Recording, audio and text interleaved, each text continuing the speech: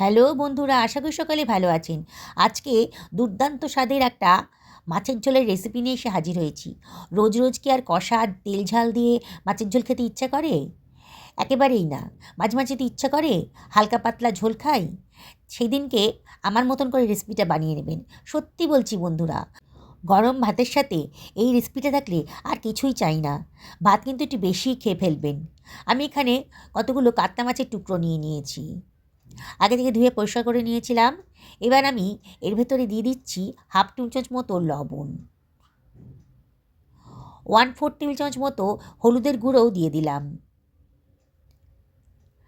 আর দিয়ে দেব half table চামচ মতো সর্ষের তেল। দিয়ে মাছের গায়ে মশলাটাকে খুব ভালো করে মাখিয়ে নেব। মশলাটা খুব ভালো করে মাখাবেন, তাহলে কিন্তু রান্না করার পর মাছের টেস্টটা কিন্তু খুব সুন্দর আসবে। খুব ভালো করে ঘষে ঘষে মানে প্রতিটা পিসকে ধরে ধরে মশলাগুলো ভালো করে মাখিয়ে দিলাম। সরিয়ে রাখছি। আমি কতগুলো আলু নিয়ে নিয়েছি। আগে থেকে ধুয়ে পরিষ্কার করে নিয়েছিলাম। আলু খোসাটাকেও কেটে বাদ দিয়ে দিলাম। এবার আমি আলুগুলোকে খুব পাতলা পাতলা করে কেটে নিচ্ছি। দেখুন আমি কীভাবে কাটছি। সমস্ত আলুগুলোই আমি খুব পাতলা পাতলা করে কেটে নিয়েছি, তাহলে রান্নাটা খুব তাড়াতাড়ি হয়ে যাবে। আমি একটা বেগুন নিয়ে নিয়েছি। বেগুনটাকেও আগে থেকে ধুয়ে পরিষ্কার করে নিয়েছিলাম। এবার বেগুনের বোঁটাটা কেটে বাদ দিয়ে বেগুনটাকে আমি কেটে নিচ্ছি।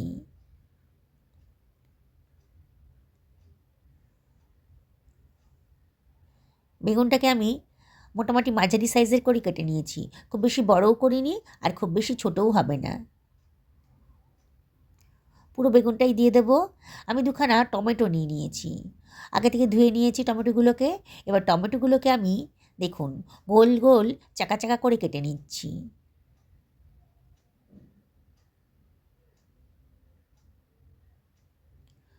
দুটো টমেটোই কাটা হয়ে গেল। এবার এটাকে আমি সরিয়ে রাখছি। আমি দুখানা পেঁয়াজ নিয়ে নিয়েছি। মাঝারি সাইজের দুখানা পেঁয়াজ। পেঁয়াজটাকে খোসা ছাড়িয়ে আমি কেটে নেব। বন্ধুরা, রেসিপিটি যদি ভালো লাগে তাহলে লাইক করবেন, শেয়ার করবেন, আর অবশ্যই কমেন্ট করে জানাবেন যে আমার রান্নাগুলো আপনাদের কীরকম লাগছে। দেখুন পেঁয়াজটাকে আমি খুব কুচি কুচি করে কেটে নিলাম। যেসব বন্ধুরা আমার রেসিপিটা দেখছেন অথচ আমাকে এখনও সাবস্ক্রাইব করেননি, তাদেরকে আমি রিকোয়েস্ট করবো আমার চ্যানেলটা সাবস্ক্রাইব করার জন্যে। পাশে থাকা বেল আইকনটা অবশ্যই ক্লিক করে দেবেন, তাহলে আমার রান্নার নোটিফিকেশানটা আপনারা চটজলদি পেয়ে যাবেন।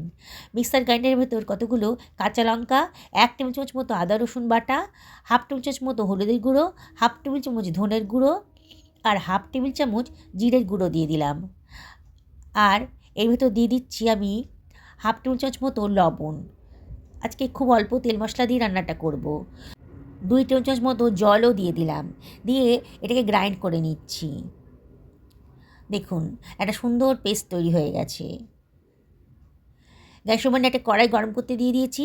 কড়াই যখন বেশ গরম হয়ে গেছে তখন আমি দিয়ে দিচ্ছি 2 টেবিল চামচ মতো সর্ষের তেল। এবার তেলটা যখন গরম হয়ে গেছে, ম্যারিনেট করা মাছগুলো আমি এর ভেতর দিয়ে দেবো। সবগুলো মাছ একসঙ্গে ভাজতে পারবো না, ব্যাচে ব্যাচে ভাজতে হবে। মাছগুলো খুব কড়া করে ভাজবো না, একটু কাঁচা ভাবটা যখন চলে যাবে সেরকম করেই ভাজবো। মাছগুলো মোটামুটি ভাজা হয়ে গেছে। এবার আমি অন্য একটা পাত্রের ভেতর তুলে রাখছি।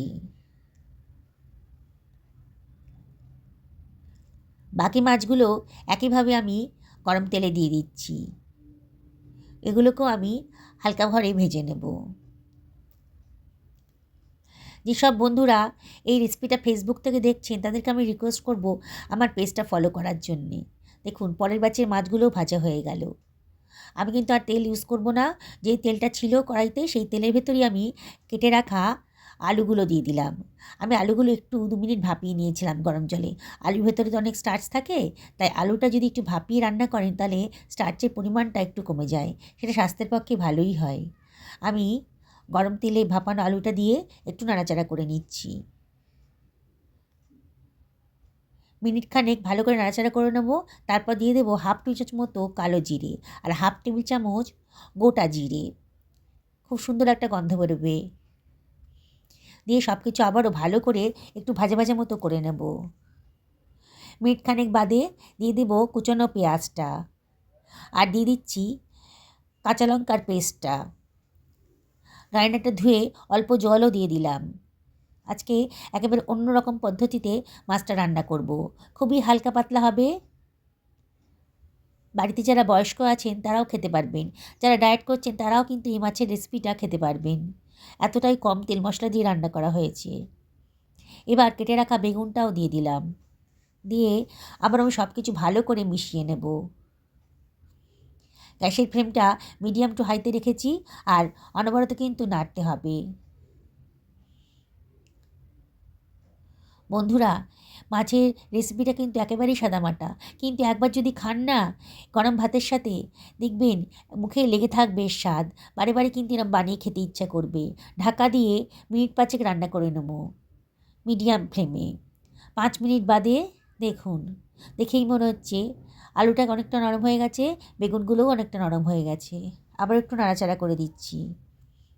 দিয়ে এবার আমি দিয়ে দিচ্ছি গরম জল।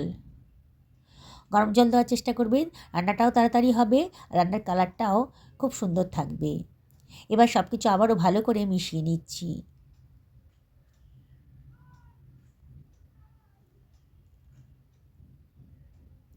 দিয়ে দিচ্ছি কতগুলো কাঁচা লঙ্কা।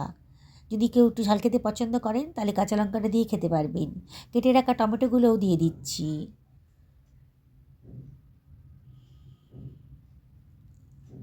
এবারে আমি ভেজে রাখা মাছটাও দিয়ে দিলাম। সব একসঙ্গে ফুটবে, তাহলে কিন্তু সুন্দর একটা স্বাদ আসবে। এখনও আলুটা 50% সেদ্ধ হতে বাকি আছে।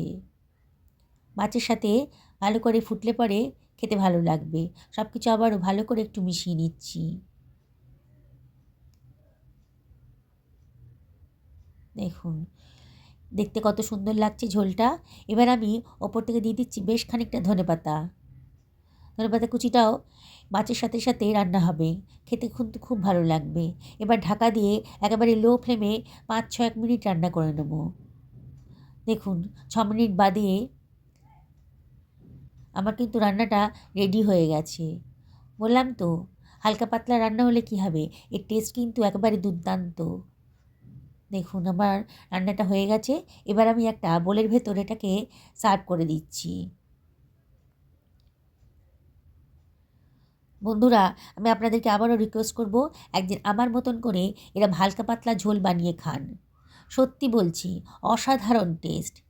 একদিন যদি বানিয়ে খান না, বাড়ির পরিবারের সবাই কিন্তু রোজ রোজ এই রেসিপিটাই খেতে চাইবে। এতটাই টেস্টি, বানানোটা কতটাই সোজা দেখছেন তো। পরিবারের সকলের জন্য বানান, নিজেও খান, হেলদি খান, ভালো থাকুন, সুস্থ থাকুন।